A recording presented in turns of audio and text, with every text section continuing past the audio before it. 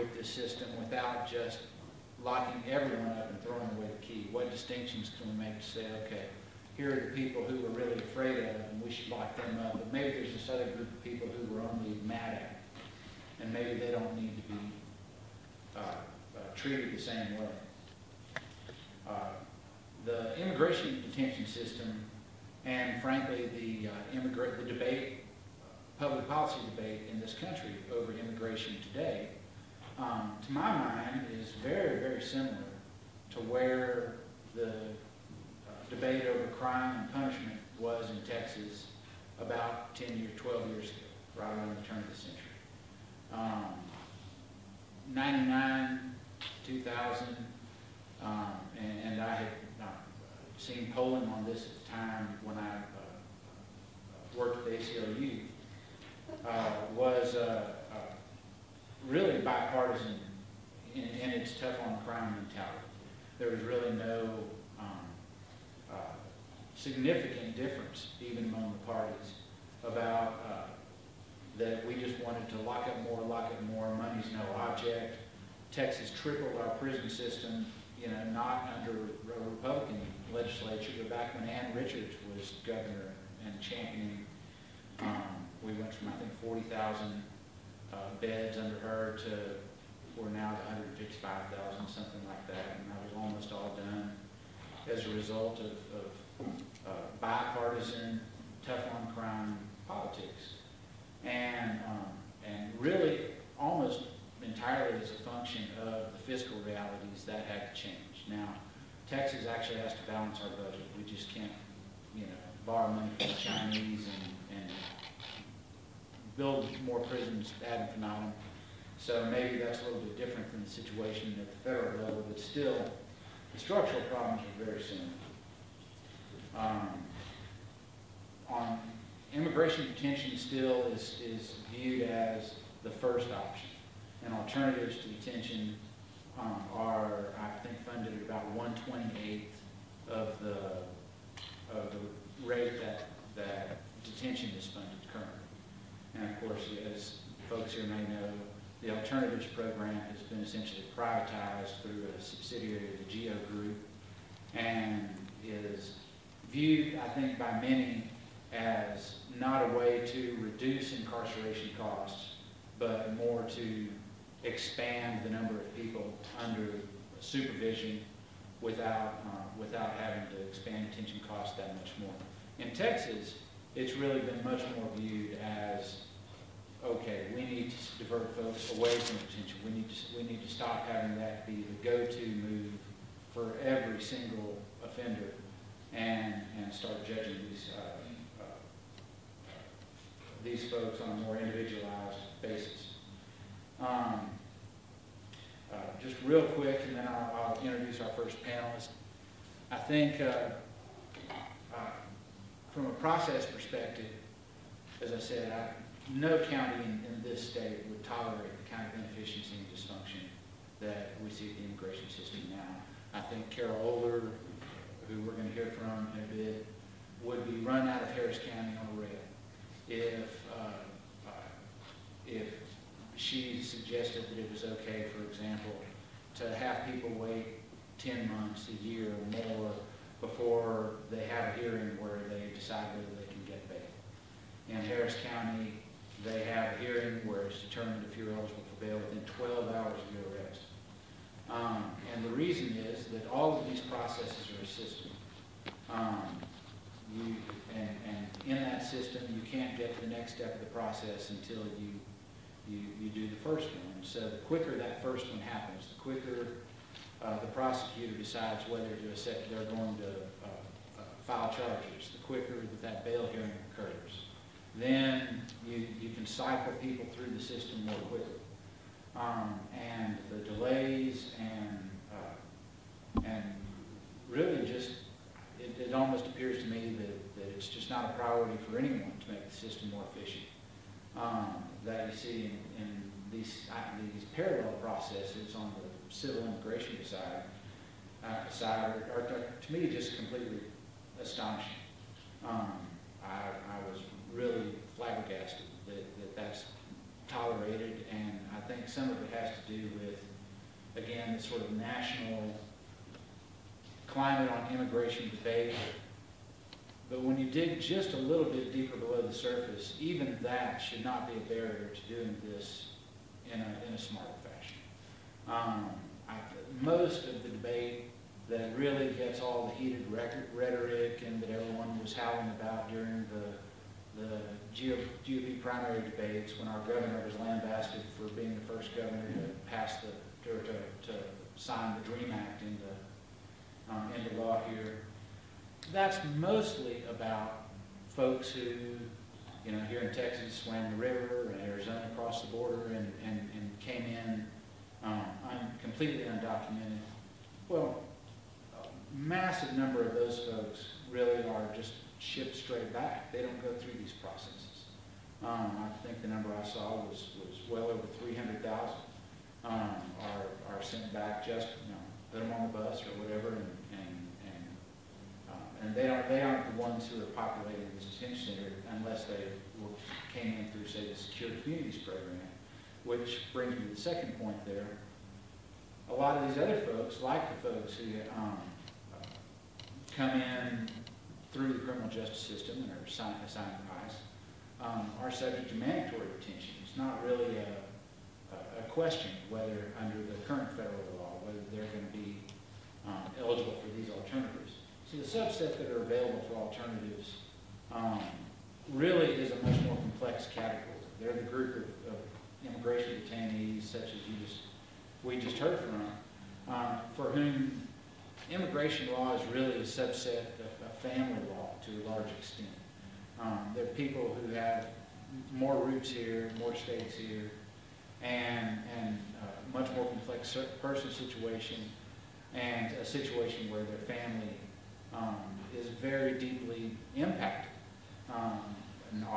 And so I think there's a lot of room for discussion of alternatives that has been sort of swamped by the politicized rhetoric over this. And I really look forward to y'all hearing from this panel, because there are ways to do this that are smart. Nobody thinks Texas is not tough on crime. We have reduced our incarceration rates a little bit recently. We still have a higher incarceration rate than the Soviet Union did during the Gulag era. So truly, so this is not something where you know, we've stopped being tough. It's just that we've decided to be a little less stupid, and maybe the immigration system can follow that lead. So on that note, let me introduce Oren as our first speaker. He's the director of the Center on Immigration and Justice at the Vera Institute. And Vera, by the way, on the criminal justice side, has done some really amazing work on alternatives to incarceration, and so it's great that they have a parallel program on the immigration piece. He has also been a public defender and was deputy director of the Police Assessment Resource Center, which worked on police accountability and civilian oversight of law enforcement. But he's here today to tell us a little bit about an alternative program that he operated. And with that,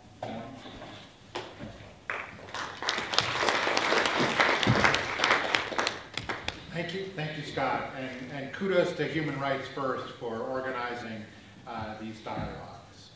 I'm going to talk to you a little bit about the Appearance Assistance Program, which came into being because in 1995, an official from the Immigration and Naturalization Service, INS, the then Immigration Enforcement Agency, came to Vera and said, you know, we're interested in knowing whether alternatives to detention might work in the immigration system. Can you design a program and see if it works?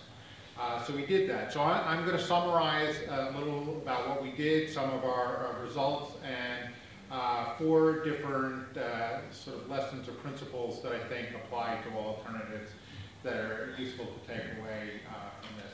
So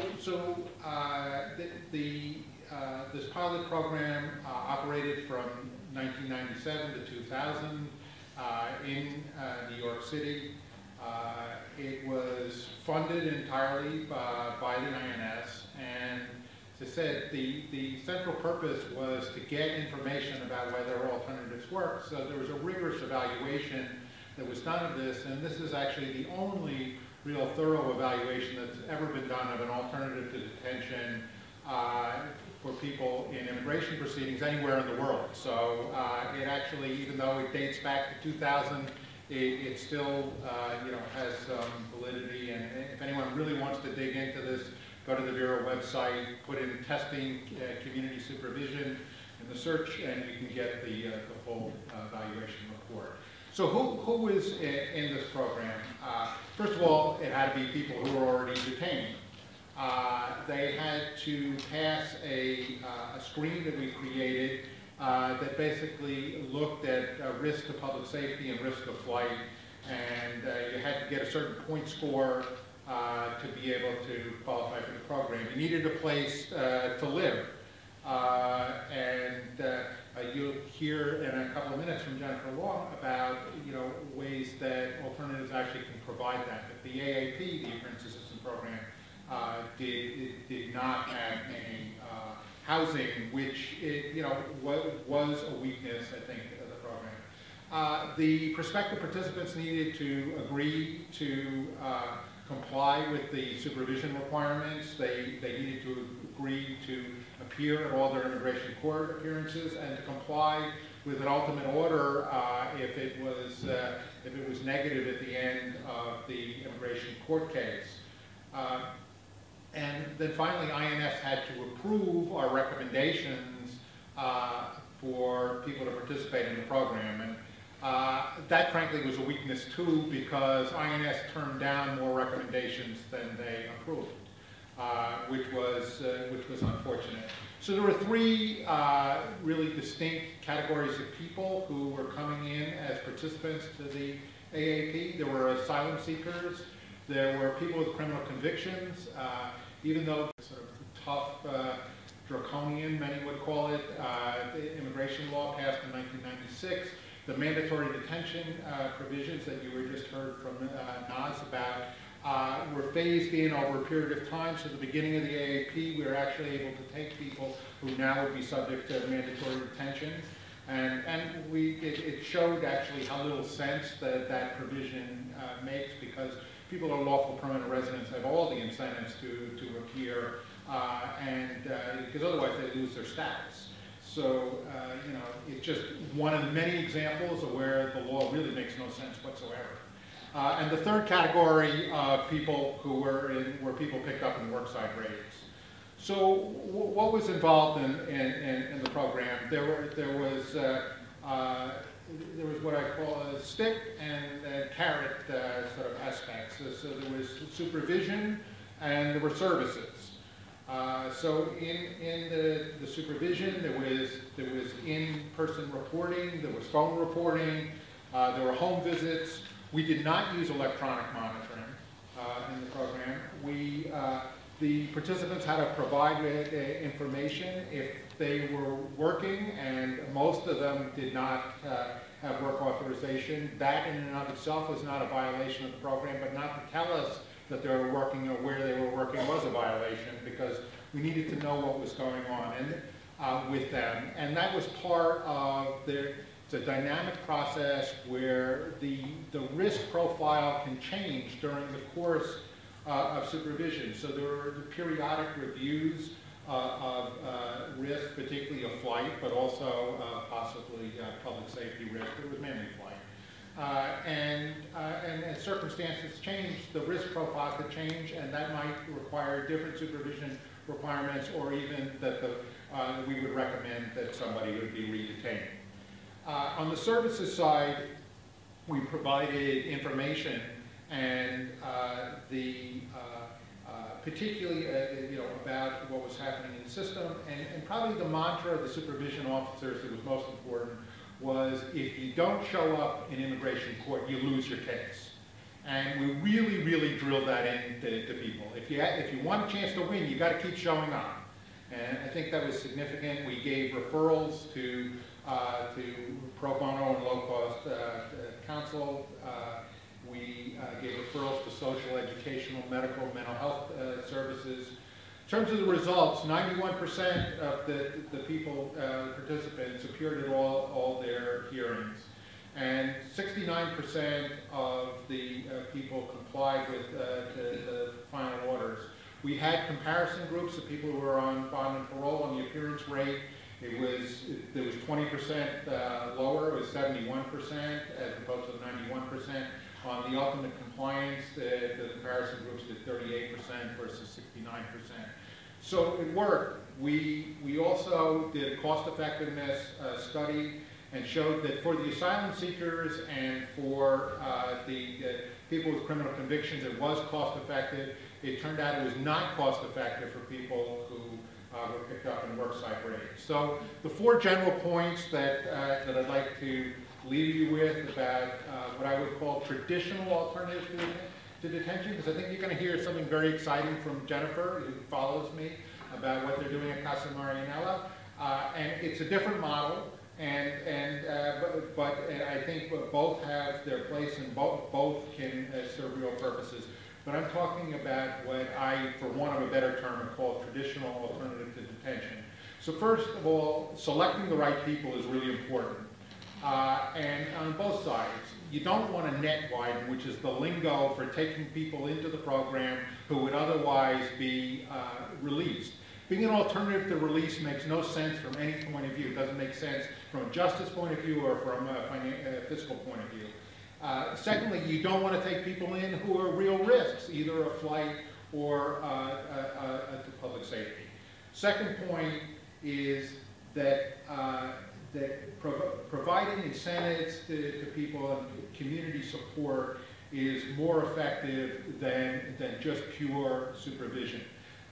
In any field, people respond better to positive incentives than to negative incentives. It's easy to build those into an alternative to detention, and I think that's part of what made the AAP successful. Third point is that risk changes over time, so it needs to be looked at periodically, and you need to respond to changed circumstances if you want good compliance. And the fourth and sort of overall sort of principle in designing and running what I call a traditional alternative to detention, it should never lose sight of the fact that the ultimate purpose is to get compliance with the legal requirements. And that, that staff and the program needs to be designed that way and to function that way, because otherwise it loses support. Thank you.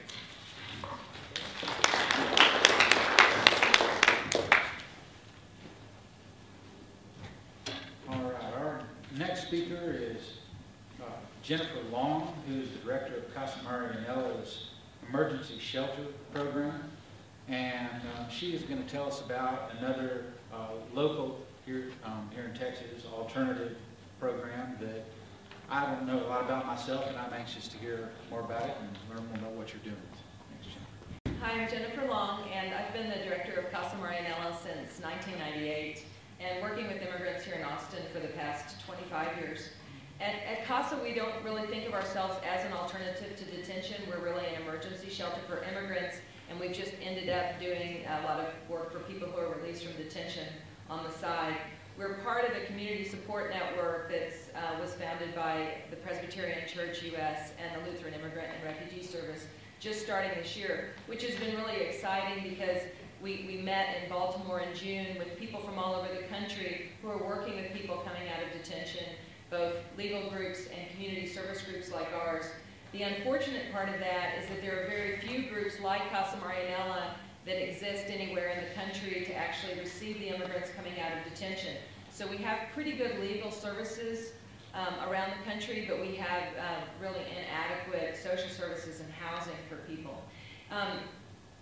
Casa started in 1985, and it grew out of the Central America movement.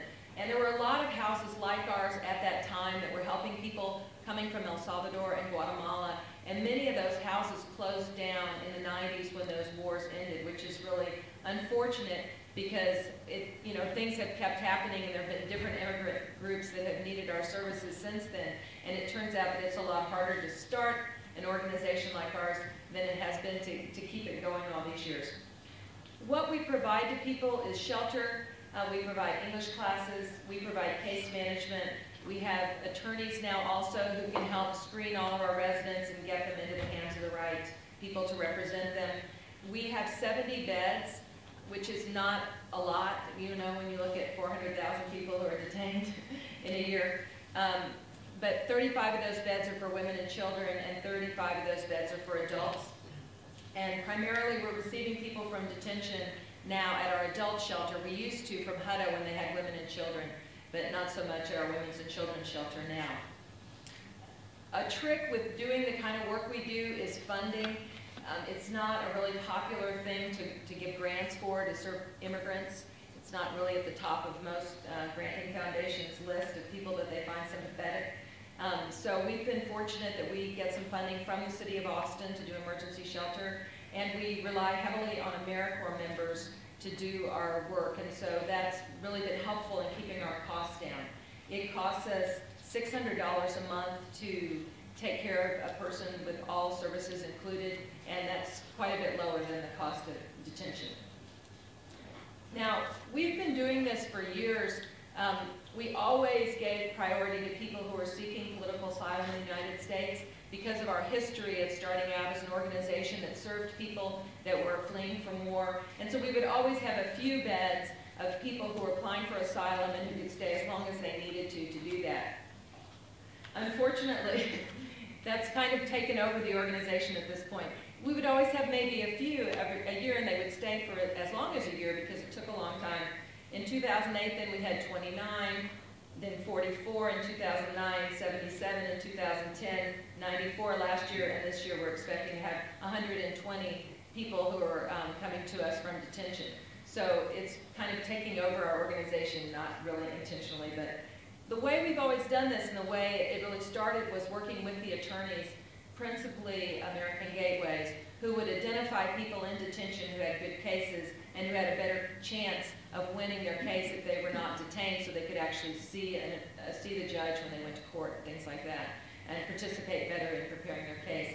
So the attorneys would identify people for us. We would write a letter to the judge asking that they be released to us and guaranteeing that we would bring people to their hearings, and then people would then be released to us by the judge.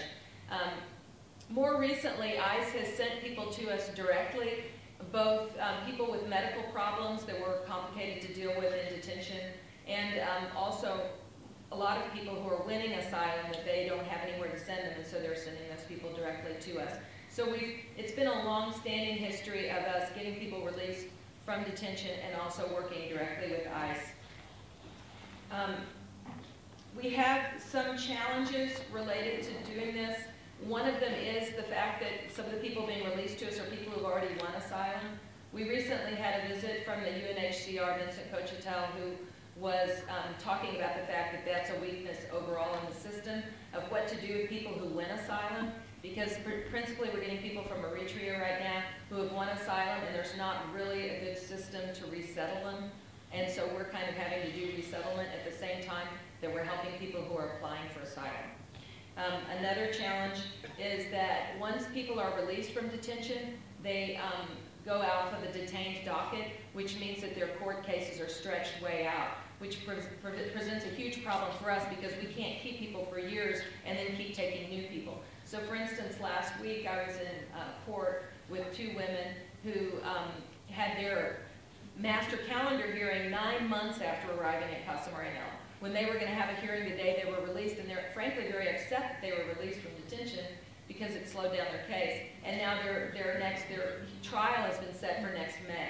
So it's just completely impractical. The other thing is it's very important. We're getting some people released with humanitarian parole. Very important that they be released with that so that they can get work authorization and actually begin to support themselves. We've had, I basically don't think anyone who stays with us, any of the asylum seekers, need to be detained at all. They're all highly motivated. We're helpful to them, but it's not like we've ever had to convince anyone or force anyone to go to court or go to an ICE check-in. People are motivated. They're winning their cases. are trying very, very hard to comply, and we're just very grateful for the opportunity to help.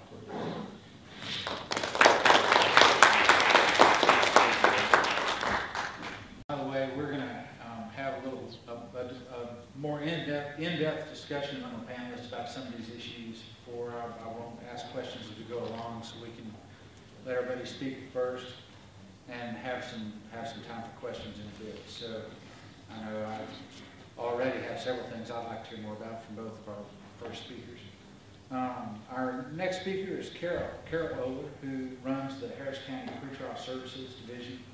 For those of y'all who work on immigration issues, you may not be familiar with pretrial services, but essentially they're the folks within the system that on the front end assesses whether someone might be eligible for a personal bond, which means to be released essentially on their own recognizance. That phrase isn't really used anymore, but that's what it is.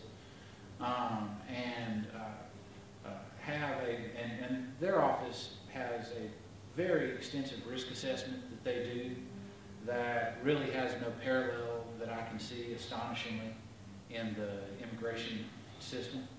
And so I'm looking forward to hearing her thoughts on some of the parallels there and telling y'all about how they do the process. I will tell you that Harris County has an incredibly professionalized, high-quality system on that front end. They do the front end work at the county level as well or better than anybody else in the state of Texas that I know of.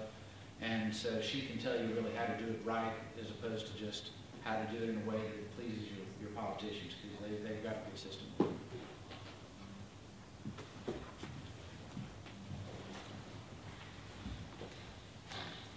Well, I've been working at pretrial services in Harris County for 33 years, and one of the first things that I learned and that I conveyed to when I first met my mother today is that I'm really a child of the Vera Institute. They, in the early 60s, looked at some of the jails in New York City and saw that there were people who were detained simply because they could not afford to pay the bail that was set. And so they went in and they found ways to release people who they believed had community ties and therefore had a reason to come back to court.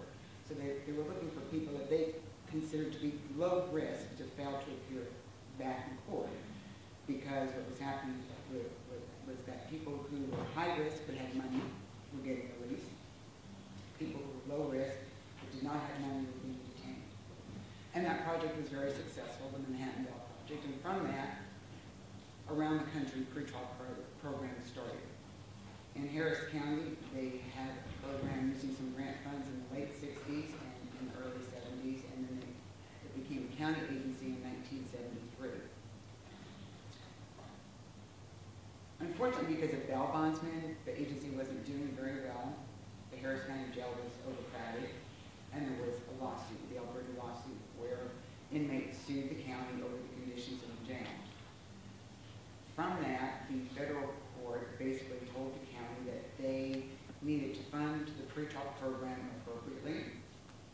They wanted us to use the Vera point scale, which was what was developed in the Manhattan Bail Project. It was a community tie type scoring index.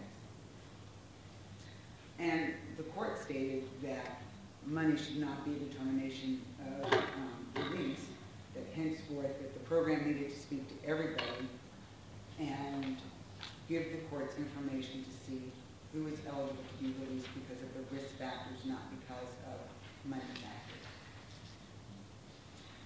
So that was in place for a while, and I wasn't there quite yet, a little bit later. And after I started, and I would attend conferences and keep abreast on different things that were developing. And one of the things that was prominent in the literature in the field was that you needed to have a validated risk assessment to determine who should be released from custody. We were using the Vera point scale, but that was something that they came up with to measure somebody's community ties, believing that community ties were important to have somebody come back to court. And I'm not saying saying that some of those things in the Vera point scale aren't important, but for our jurisdiction, they were never validated as being truly predictive of, did it make a difference that somebody scored a certain amount on the Vera point scale. So early in the 1990s, we had a risk assessment validated. We got a researcher in and came up with a different point scale from what the Vera point scale was. And different jurisdictions or different programs are going to have very similar items in a risk assessment, but because policies and things are different in each jurisdiction, it needs to be validated for that population. So if we're talking about a detained immigration population, they couldn't just take Harris County's risk assessment because it's a slightly different process, slightly different population, and they would have to study some variables to see what is predictive of who would be low risk for appearing in court should they be released. And just to give you an example of a big difference between our scale and, say, the original Vera point scale, and it makes sense when you think about it. Currently, and we've since had it revalidated, we actually have a new one that was developed in 2006, but even in the one that we got in the 1990s, had a variable that contributes to somebody's overall risk score that was not in the original Vera scale, which is the defendant needs to have a car. Now, if you think about it, Vera, New York City, public transportation, everywhere. Harris County, very spread out, no public transportation. So it's a problem for a lot of defendants to get to court, and it adds to their overall risk score. The way our program uses that risk assessment is we have people in the jails who interview some people very shortly after arrest. They have to work very quickly to get information from the defendant, and then to verify it and to complete the risk assessment and make a recommendation to the court. As Scott mentioned earlier, in Harris County, defendants go before a magistrate to have a probable cause hearing for further detention within 12 hours of arrest. Excuse me, I'm just going to get my car. Take a sec.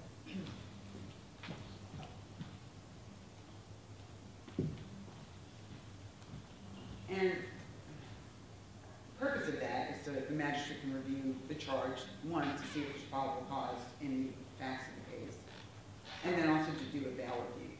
Now, Harris County is different than most other jurisdictions in that we have a direct filing system and a bail schedule that some people can actually bond out before they ever see the magistrate, which I'm not aware of any other jurisdiction where that is the case. Bond is not set until somebody goes before the magistrate. I actually think that's the better practice. While our practice allows people to get out of jail very quickly, we don't really know who's getting out very quickly because the bail is set according to the charge.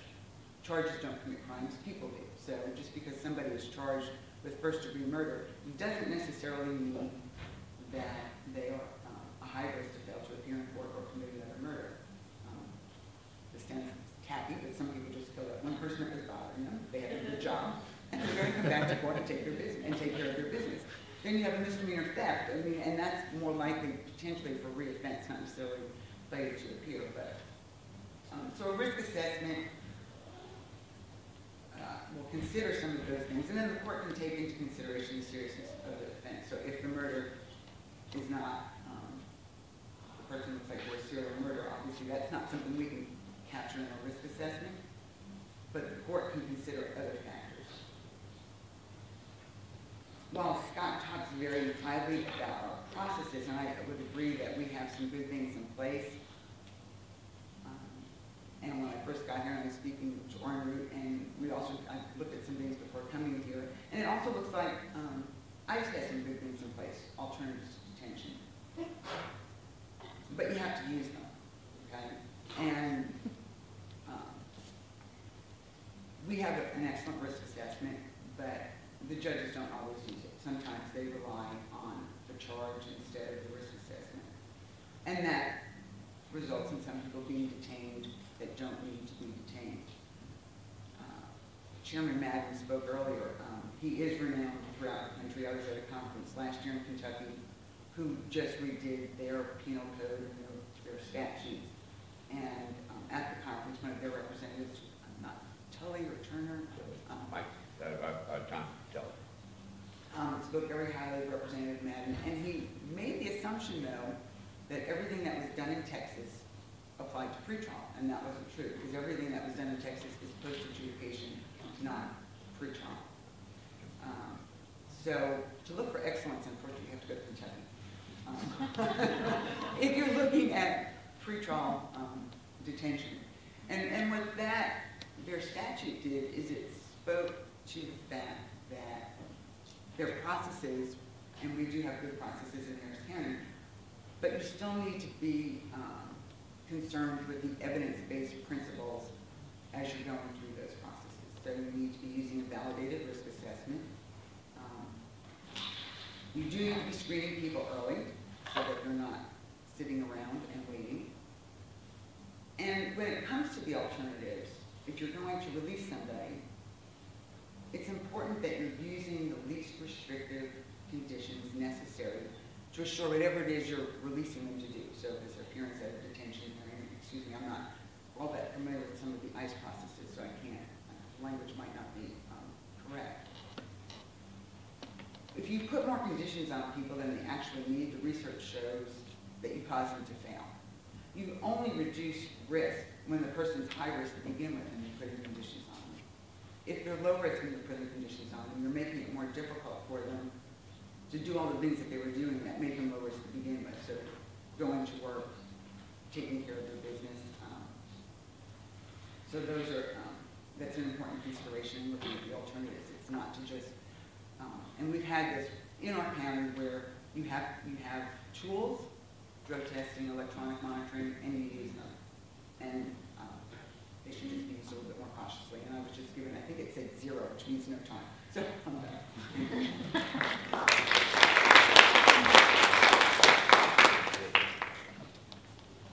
Next, we're going to hear from Yáñez-Correa, who is the Executive Director of the Texas Criminal Justice Coalition. And TCJC has been really pivotal in Texas in both developing policies that can achieve bipartisan consensus and working with some of the more conservative groups in the state to say, okay, where can we find common ground? There's some things we disagree on, but what can we do to work on the things where we can find agreement? And in particular, they've been doing some good work in Harris County, and I didn't mean to overstate y'all's situation in Harris County, Carol. I will say that for Texas, y'all do pretty darn well.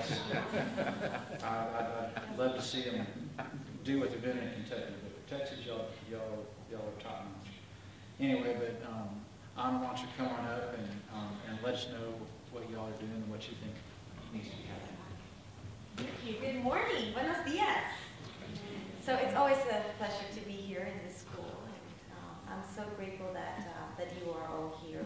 And, you know, actually this meeting reminded me of something similar that we did in 2003.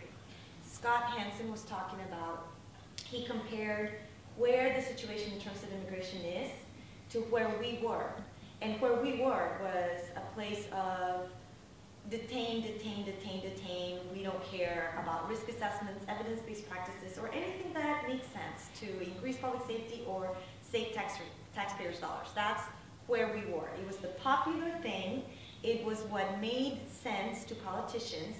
And so, and very similar to where you are right now in terms of alternatives to detention, or better yet, mandatory supervision. That would be the word that you might want to consider using for the specific section that you're targeting, which are a relatively small section that can really be safely monitored in the community to save money. And so, as I was thinking back in 2003, we identified, like Ruthie has identified, various places to hold meetings like the one that we're having right now. We identified 12 places in Texas. So think of Texas as the nation. We tend to think of Texas as our own nation. So let's think about that. And then let's think about the counties that we chose, being like the states that you chose to do these type of forums. And what we did was we identified 12, I believe it was 12, right, Scott, back in the day? 12 towns, and we weren't kind to ourselves. We picked, like Ruthie has picked, the states, meaning our counties, that were the toughest on crime. We picked Midland, Texas, we picked Lubbock, we picked Victoria, we picked, and then some other less tough on crime, like El Paso, and we picked Houston, and we had these sort of forums, town hall meetings, because we realized that in order for the shift to happen, the dialogue to happen, we needed to show the facts, and that's what we did. We invited researchers, we invited experts, and we invited providers, people who know about evidence-based practice, people who are actually doing the work, practitioners in the criminal justice field, and elected officials. Very similar to what this panel looks like. And out of those meetings came media. And so, for example, the Speaker of the House at the time that told Chairman Madden, do not build any prisons, he came from Midland, Texas.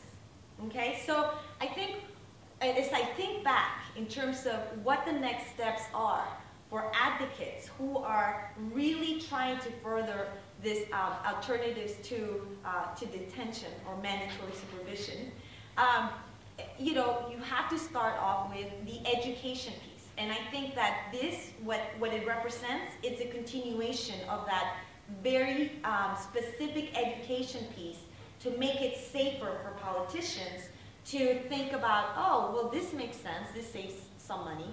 So, but I don't want to make it seem, that easy. It's not easy.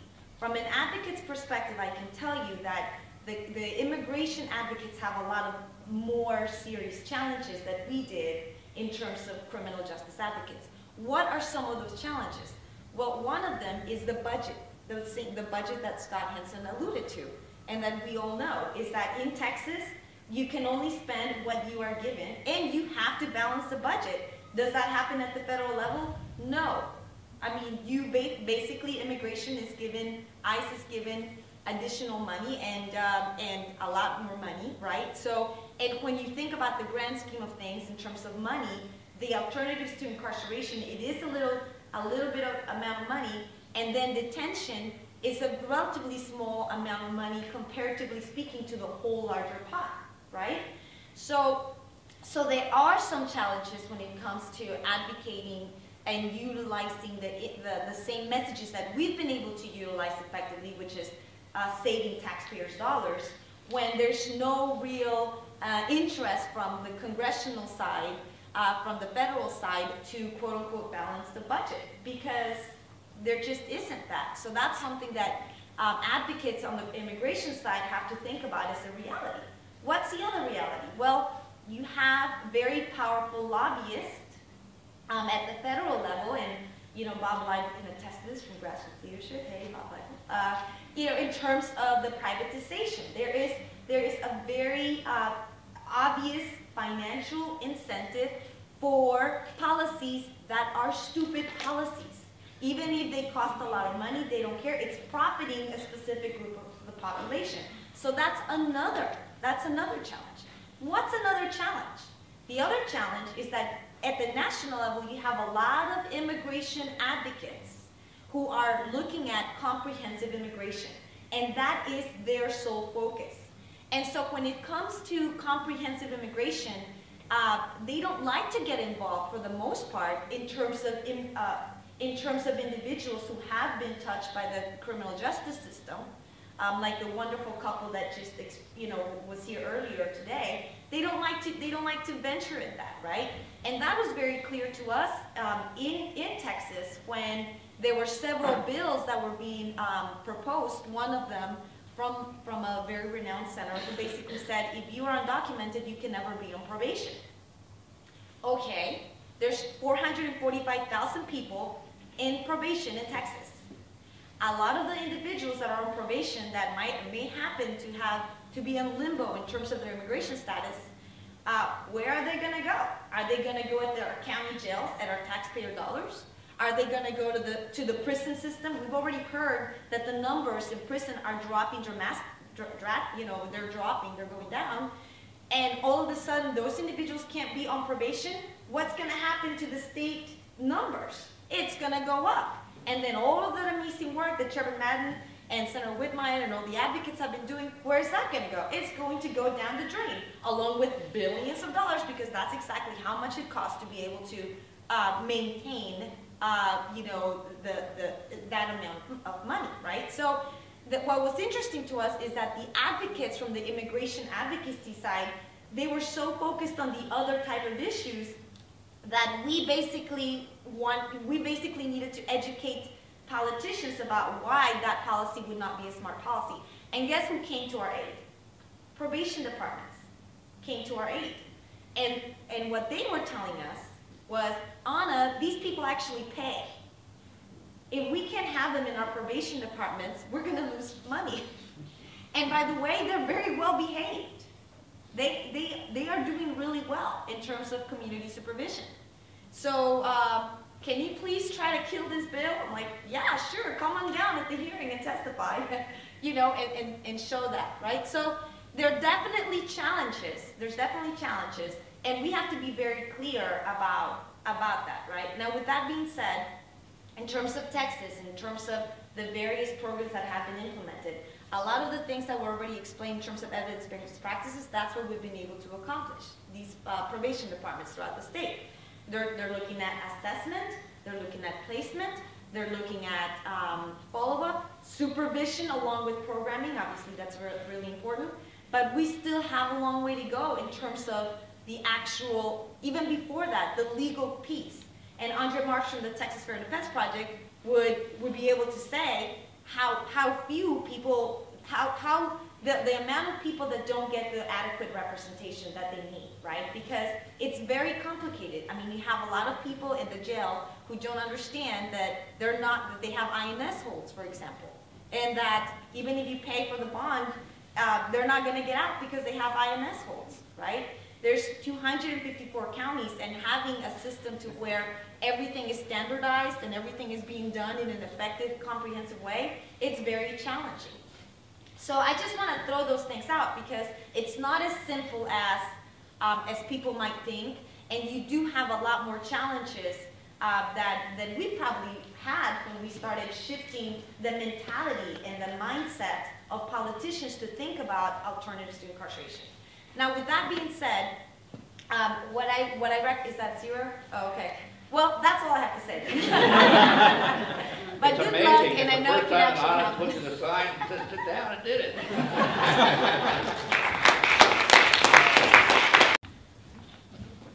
I know it goes like that. And you'll get some more opportunity to hear in a moment on for sure. All right, Jerry, why don't you come up and give us your thoughts? You guys get a chance to see what I've gotten to see for the last 7 or 8 years. It's the passion that individuals can bring from all sides to a lot of issues that we have to deal with, and obviously the criminal justice side. As I said earlier, I had think tanks like Oren, like a gentleman named Mark Levitt, the Texas Public Policy Foundation, who got up and gave ideas, which is what you heard. You heard Carol talking about ideas. You've heard the whole panel talking about ideas. Since I've gotten to be the national spokesman now for what we call justice reinvestment, nationally going around and talking to a lot of states and a lot of groups about, well, what does that mean? And they've used a lot of terms here today that we pass on now to every state that we work with. And they are learning from it. And I think the major things happened that they did because, I'm going to say, engineers took over from lawyers in the legislature. People who made numbers and facts take place and take precedence over passion and argument. And when you have facts, when you have numbers, that's a great thing. So let me start first of all by saying evidence-based practices is a term that you heard some of them use. It's critical. Evidence, facts. Show the facts. There are legislators who will listen to facts, and facts are a horrible thing to have when the other guy has better facts. facts are in fact that. They are in fact a truth that you build off of. So what are your facts? Let me say that the second thing that I tell everybody out there is remember what the Speaker of the House told me. He said, don't build new prisons that cost too much. That's a mission. Make sure that you and your group have a defined mission. What is that mission? Is it human rights for everybody around the world? Well, if you have, you're probably going to fail. If you have human rights issues that deal with immigration within the United States, it's a huge issue. As you're beginning to hear, as you listen to all these things, there are so many nuances that are there. That's what we had to deal with when we dealt with our criminal justice system. We dealt with facts.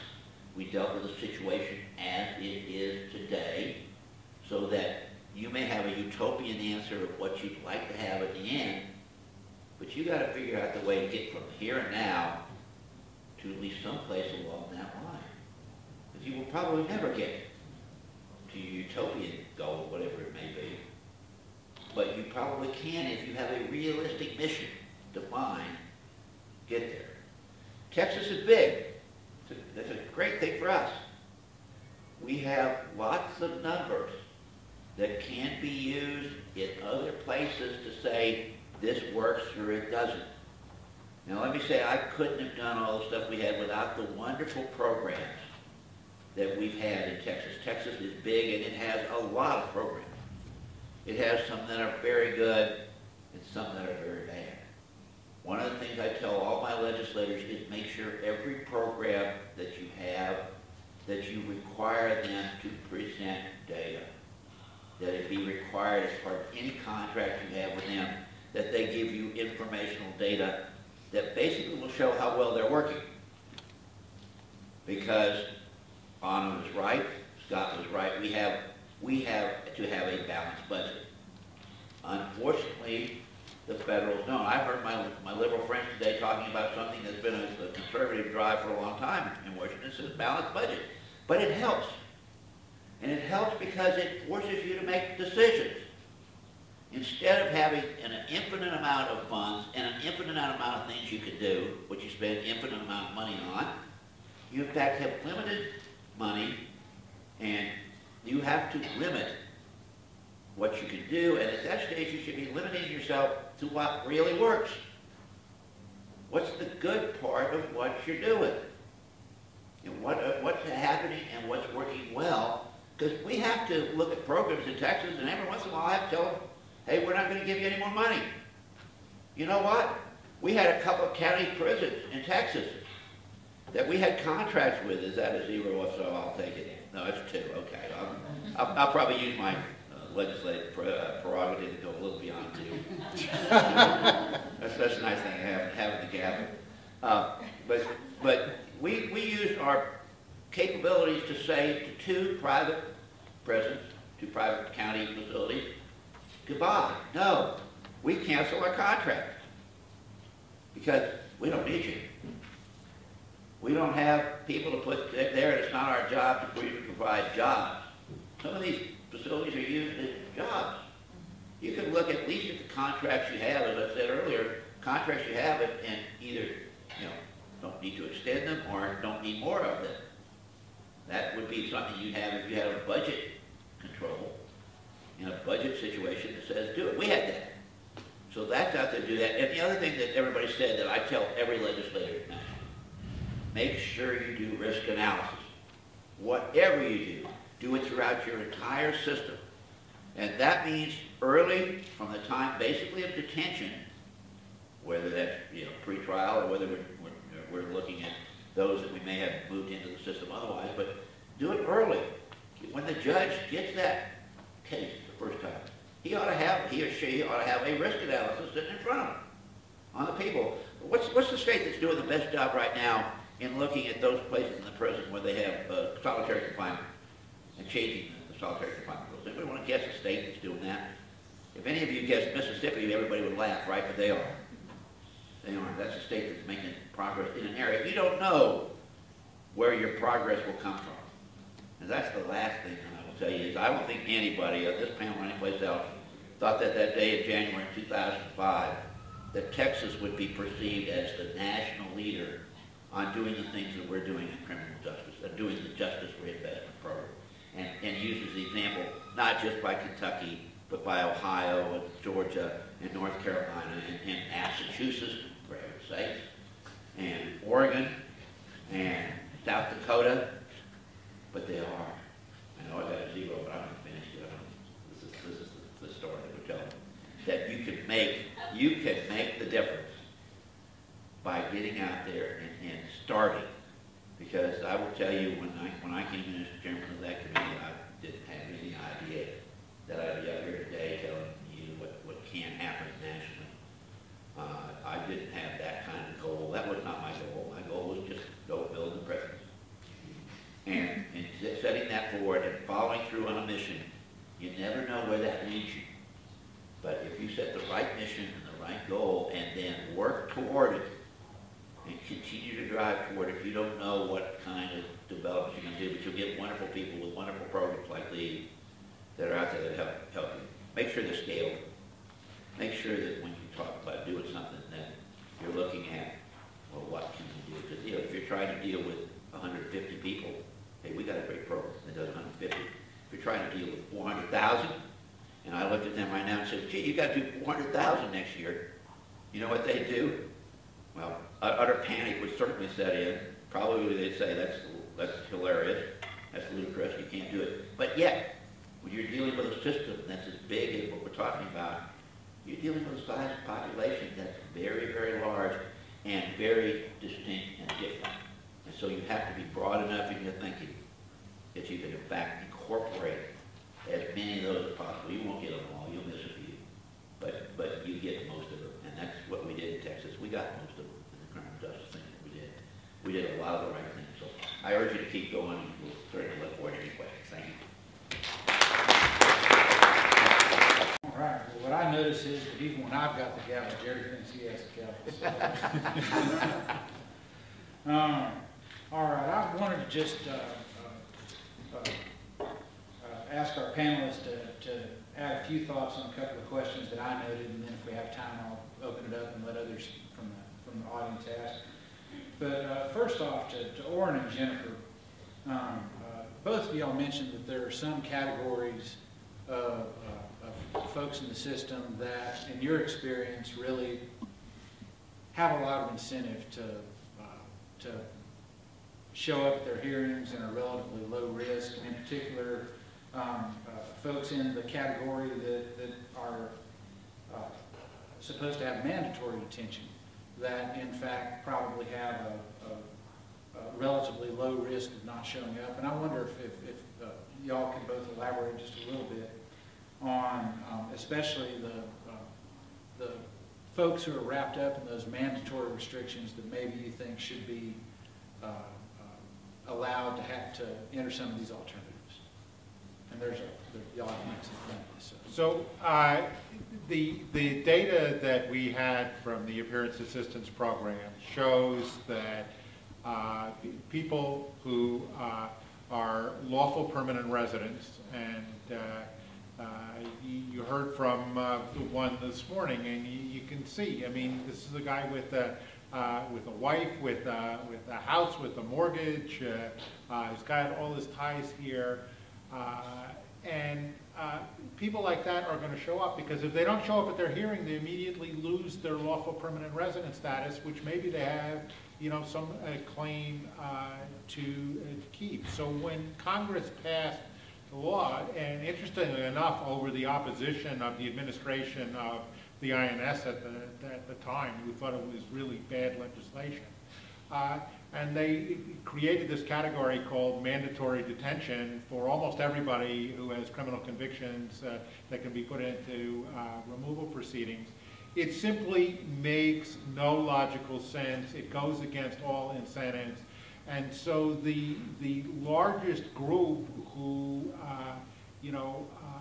they are under this regime of mandatory detention simply, large numbers of them, they would appear without any kind of detention. So when you're spending $164 a day on average to detain people who would show up in court anyway, I would suggest that doesn't make a lot of sense.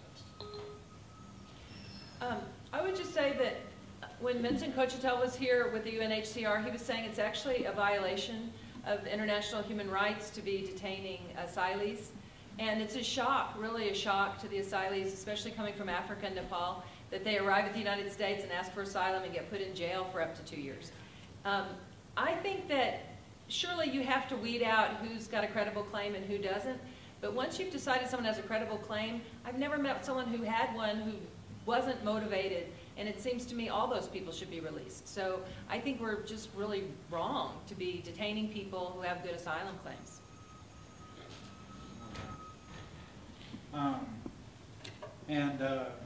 I was also hoping to get perhaps Oren and Carol, and I don't know if you and Jerry have thoughts on this too, add in. Jerry mentioned that risk assessment really needs to happen at every stage in the process.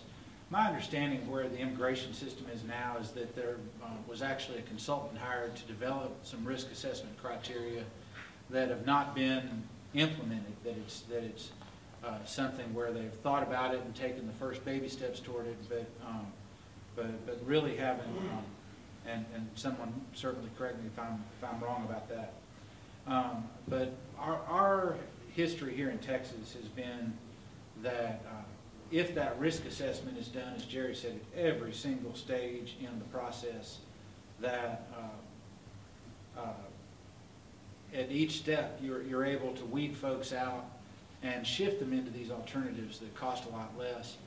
If the cost is $140, $160 a day or whatever it is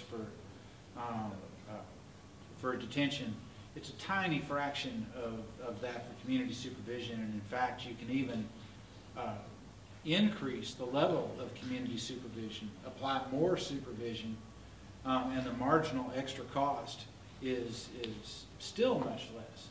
And that's been one of those fact-based budget arguments that in Texas has really made a lot of hay. And so I was hoping that Carol and Oren, and again, if Honor or Jerry have thoughts as well, can talk a little more about the nuts and bolts of how that risk assessment is applied, what the criteria are that seem to, you mentioned having a car. What the criteria seem to be that are most important in determining is somebody a good risk or are they not? Well, I would yield my time to either Kevin Landy or Andrew Lorenzen-Straight from ICE who are here to tell us what the status of the risk assessment instrument that ICE has developed and what's the status of its implementation. Yeah, the RCA has been implemented, or it's already implemented nationwide, so already implemented in one region of the country. There's a schedule for implementation across the country over the next few months, and maybe on the next panel I can talk a little bit more about that as part of the detention reform initiatives underway.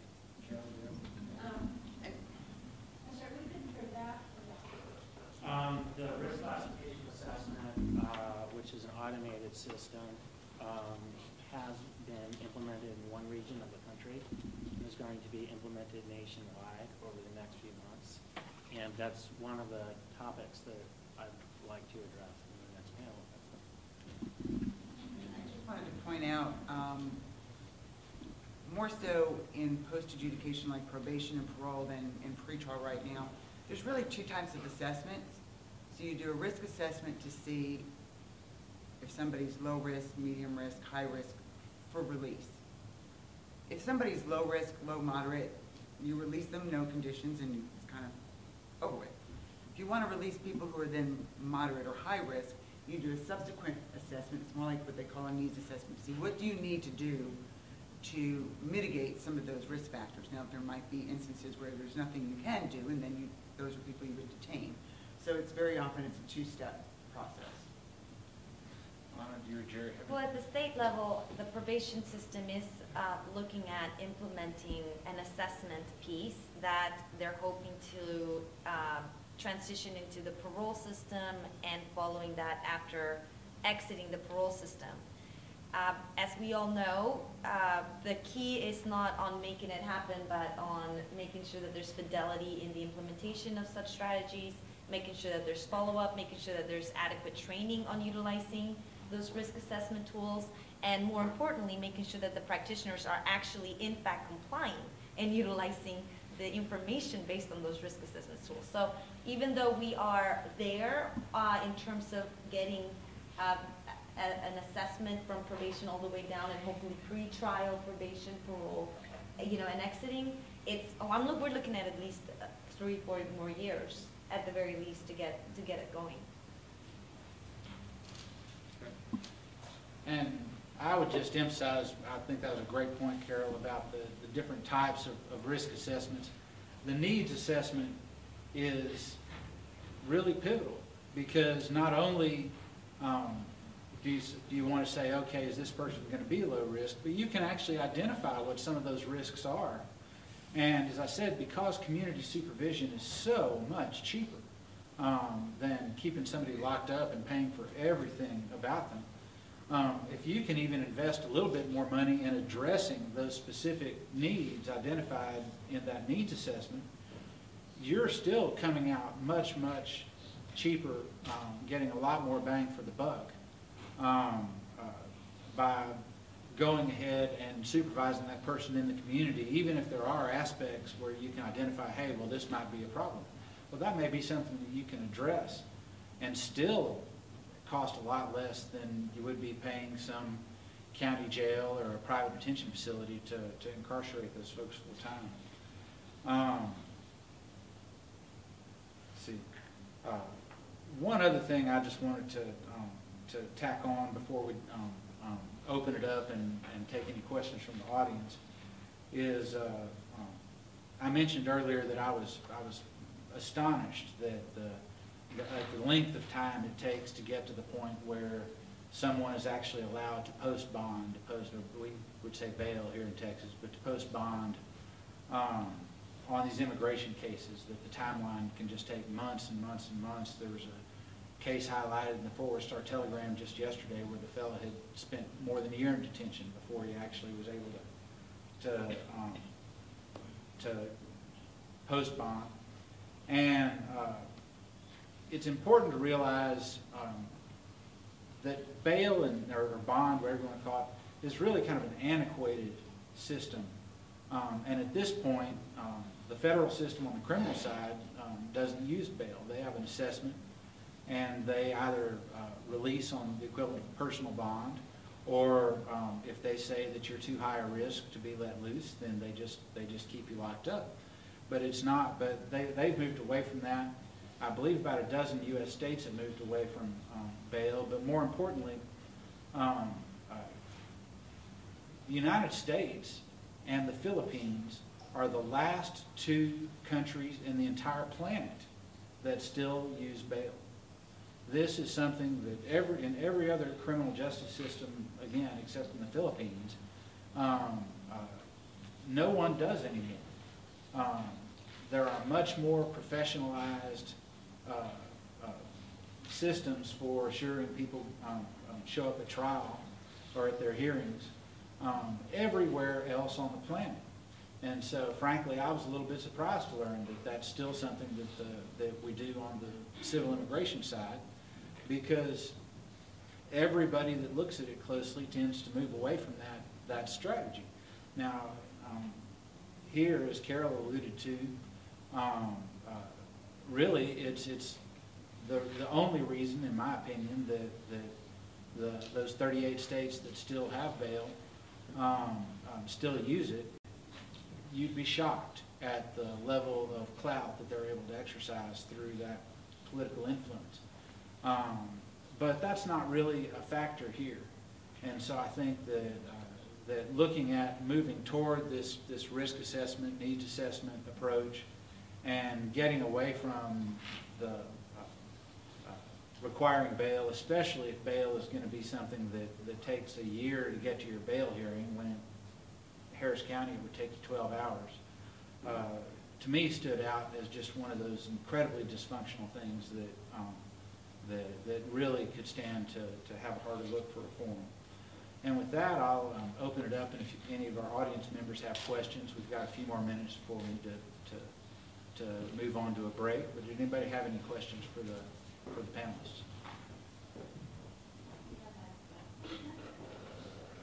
Had one back here.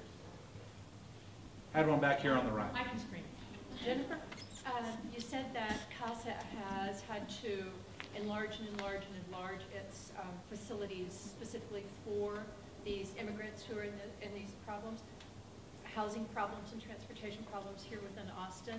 What is an alternative? Because I know that Casa Marianella is restricted in terms of funds and size and numbers of beds.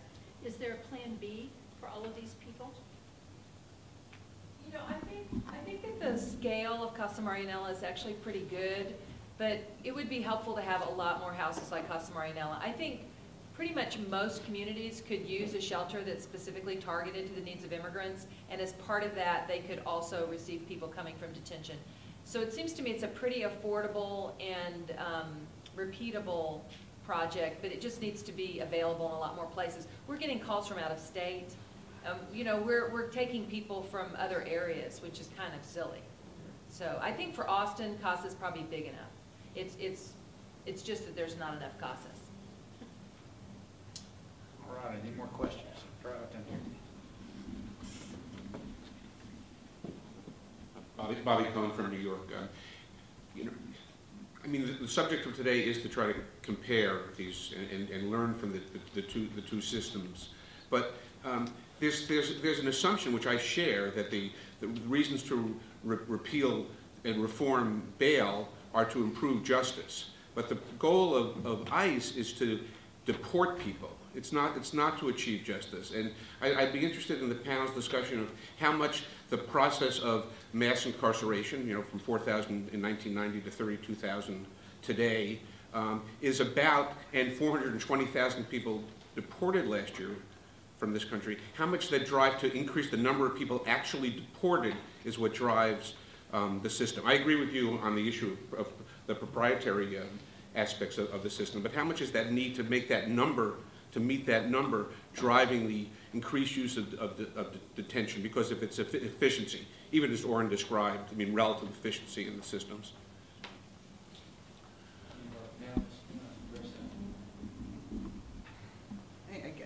Because it's the immigration thing, just on our side, on the criminal justice side, there was a time where the judges were not paying as much attention to a person's legal status, because there was a time then where it just was politically untenable to release somebody who was undocumented or who was not a U.S. citizen.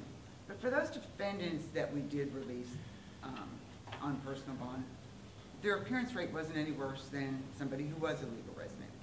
And I would say, as some of the other speakers mentioned, they lived here, they wanted to stay here, they had some maybe even higher motives to come back to court.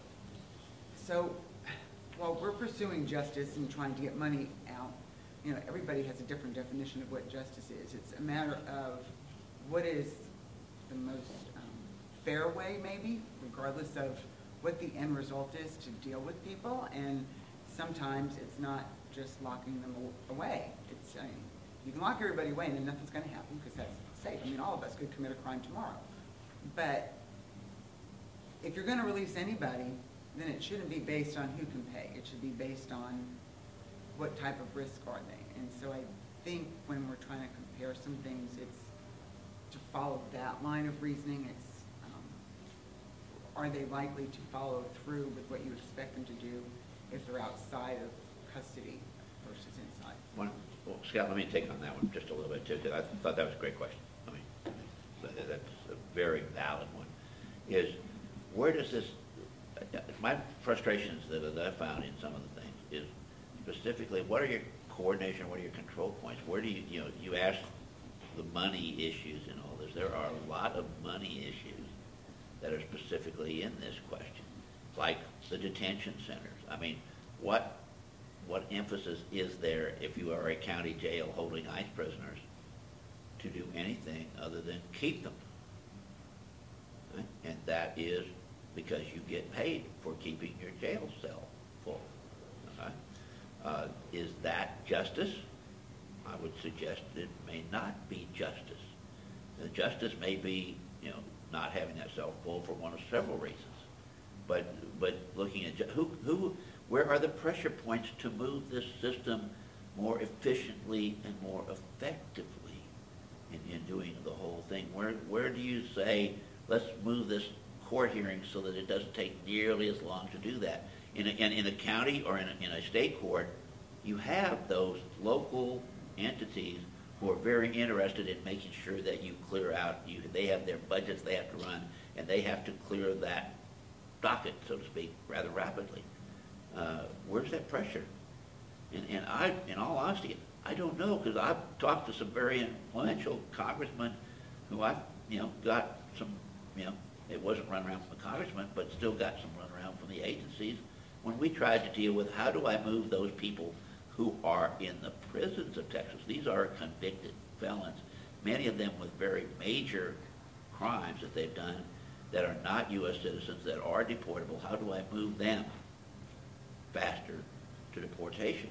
And ran into all sorts of bureaucratic problems. This is a problem of big government and big bureaucracy, and how do you overcome some of those things to get to the details of what do you do with this individual that's at this location in this facility 100 miles from Austin, Texas? Big problems. I would also somewhat dispute the premise that the goal is to deport as many people as possible and not necessarily to assess justice. I mean, these are still federal judges, federal magistrates who are handling these cases. I was talking about the Obama administration's policy. Ah, well, yeah. That's the group that wants to. Sure, the maximizers for and for political goals, and that's certainly true. And I think that one thing that happens is that, and this was true in Texas though, I will guarantee you in the 1990s, Ann Richards, I'll never forget when she ran for re-election and lost to George W. Bush in '94. She was running ads, talking about we're going to spend billions to triple the size of the prison system. And there was this mandate, just more, incarcerate more, please, more. And that's all it was about. And it didn't seem to be about justice, and it didn't seem to be about anything except her own political aggrandizement.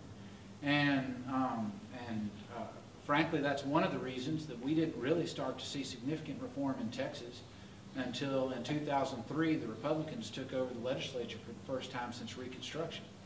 Because all of a sudden, you didn't have, the Democrats who were afraid somebody's going to, pull some Willie Horton ad on them and they'll lose their election over it. You had folks like Jerry and his predecessor on the Corrections Committee, Ray Allen, as chair, who were fiscal conservatives and who felt like they personally could withstand those, oh, you're soft on crime attacks. Jerry's a very conservative man. I mean, it's pretty hard to call him soft on crime. And same with his predecessor as corrections chair. And so those political concerns are not much different to our situation in Texas prior to this era where we've seen these changes. And I do think that even the most tough on crime person is very interested in justice. My day job, I actually work with the Innocence Project of Texas, and I have to say that watching dozens of innocent people walk out of prison, based on these DNA exonerations, sometimes after decades, has had a really big influence even on some of the most conservative members of the legislature. We had a dozen of those men who had been exonerated a couple of years ago be honored at the House of Representatives in Texas. And I'll never forget one of the most conservative members of the Texas House, after hearing these folks' stories, in tears, literally in tears, hugging you know, this fellow who'd been in prison for 27 years. The most tough-on-crime people still care about justice. We just have to learn to frame these issues in ways that that don't tell them, oh, you have to agree with the liberals before we can do anything. People who want comprehensive immigration reform and nothing else, to me, are missing the boat. What we've had success with are incremental changes. Don't think that you have to change everything under the sun before anything can happen. You know, you can do step by step, this small thing, and then that. And it looks like we're out of time here for this panel. Oh, I'm sorry. Okay. Scott, it should be pointed out too that nationally, we had asked that question of many of these states that come in with that, and what they asked that to the people who've gotten the reforms already done in criminal justice. And the answer to that is go big, don't go small if you can. I mean, there are small and incremental steps you can take, but that doesn't mean you don't try to go bigger. You won't get everything. You won't get the mountain, but maybe you can get a hill, and that's and Sure. take those things. So That's right. But my point was we did do some big things in Texas, but it's not like we reduced drug sentences. It's not like we lowered sentences. In fact, we still pass an average of 40 to 60 new crimes, felonies every session, ridiculously, but we do. But Yeah, they do. change, We don't. but changing just little tweaks, really, to the probation system. Nas, who spoke earlier, mentioned that he was eligible for a bill that basically made him eligible for early release if he was doing well in probation, instead of making him wait out the full 10 years. And that's a small tweak in the law. That's not decriminalizing drugs or something to get to these reforms. So do we have time for any more?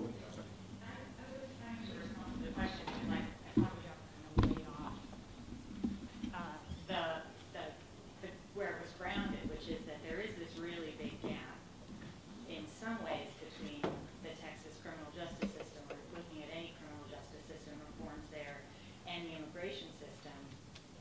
Although now you've sort of brought it back to all the similarities, I mean, at its core, most of the people being detained don't have a lot of relief. And so when we talk about risk assessments and who can be released in the immigration system, we're largely talking about rational decisions of people who are going to be ordered deported, choosing to go away before they go to court and get that order entered. It's not, and in the sense of the criminal justice system, if you want to call it justice or whatever you want to call it, we're dealing with folks who are part of our community, and we are not trying to kick them out of our community permanently. We acknowledge their membership, we're just annoyed at their behavior.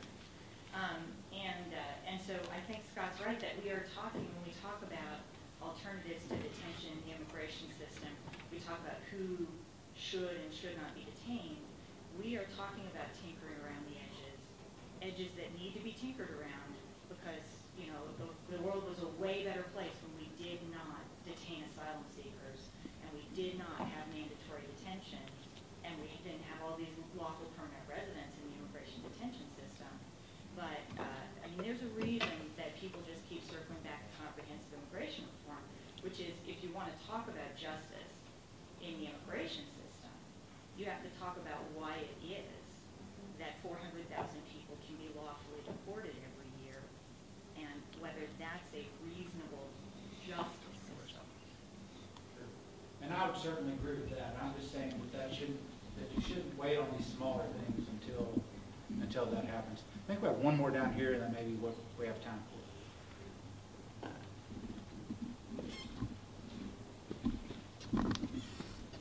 So I actually wanted to respond to the question that you had raised, because I thought that was a really good question about how you can sort of reconcile an enforcement system. But what I would like to pose is really thinking about shifting the paradigm, because ICE's role is not just enforcement. We have a statute that allows refugees to seek protection. We have an immigration statute that allows lawful permanent residents to get relief from deportation. It's very limited, but I think, you know, looking at this and continuing to say, well, the reason that we have this is because this is an enforcement system. I recognize that's a primary role, but there are other roles, and so I think looking at it in a more nuanced way, that is one goal, but it's not the only goal, I think is a better way to sort of think about framing this question.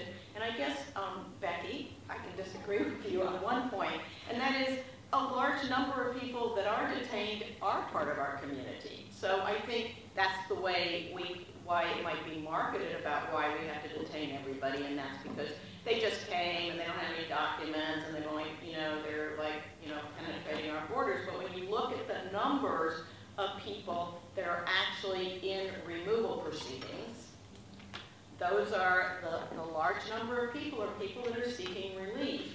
And the people, as everybody has said, and I'm going to reiterate it, that have the best chance of winning are the lawful permanent residents who are subject to mandatory detention. So that's my response to your question. The great thing you were.